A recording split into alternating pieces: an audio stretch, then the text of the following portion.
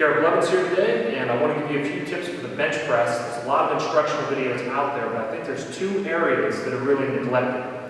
First, I want to talk about hips coming off the bench and how to set up your feet properly so that that doesn't happen.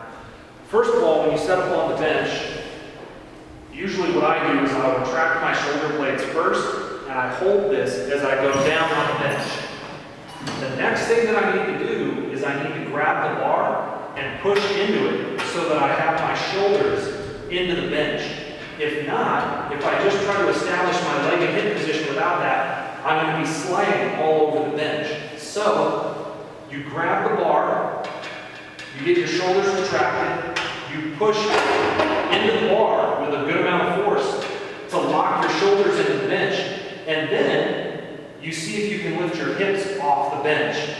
The way that you do that is, see if you can. So here, if I used 100% leg drive, I would be disqualified from the lift because my butt has left the bench press. Now, the way to get around that is, tuck your feet further under the bench so that even when you get 100%, your hips are still in contact. Now, if you're so mobile that you can get your feet all the way underneath you and your heels are off, and that's the only way that your butt will stay on the bench, the next option that you have is to put your feet out way in front of you so that even when you use 100% of your leg drive, you still stay in contact with the bench.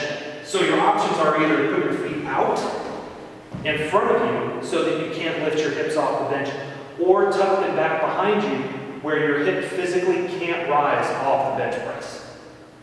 Tip number 2 is about the relationship between your wrist and your elbow, which should put your forearm perpendicular to the ground throughout the bench press. Now, part of that is going to be a good wrist wrap. When you wrist wrap properly, it keeps your hand locked in so that all of the weight, when you unrack it, is through your bone structure and you're not holding it with your muscles. When you wrap, you've got that little bone right there on your wrist. You want to wrap both above and below, and then finish on top of that area. It looks something like this. I start up high on my hand. I don't put the thumb loop around my thumb. I hold it, and I pull the wrap diagonally. And then when I wrap it back around the other side, I pull it up and over the thumb so that it wraps high. The rest of the wrap goes right in between that, like this. And then you finish, make sure you get the Velcro all the way to the end and push it down, because if your wrist is wrapped tightly, it will unravel if you don't have all the Velcro attached. So, the other hand, diagonal down, diagonal up, and then over the middle. You should start to lose circulation in your hand if your wrist wrap is tight enough. There's no such thing as a wrist wrap that's too tight.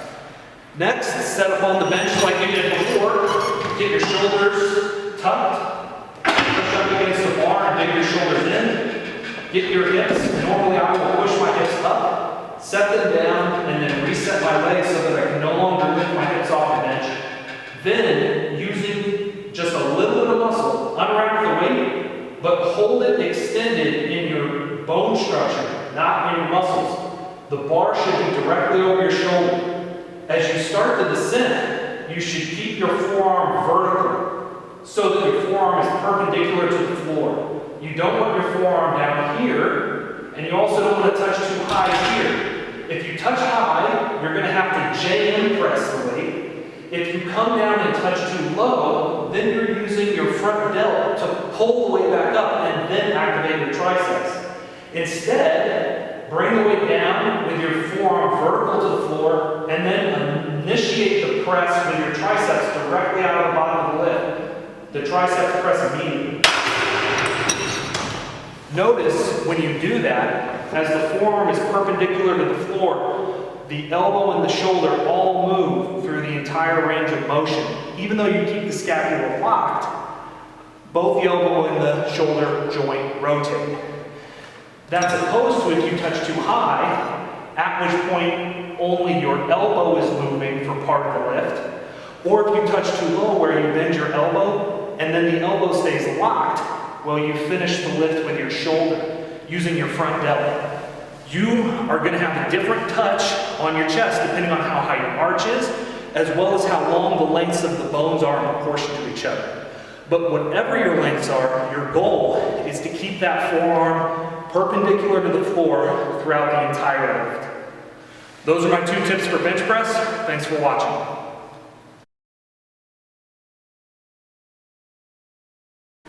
Diagonal up, and then finish over the middle. Redo it correctly.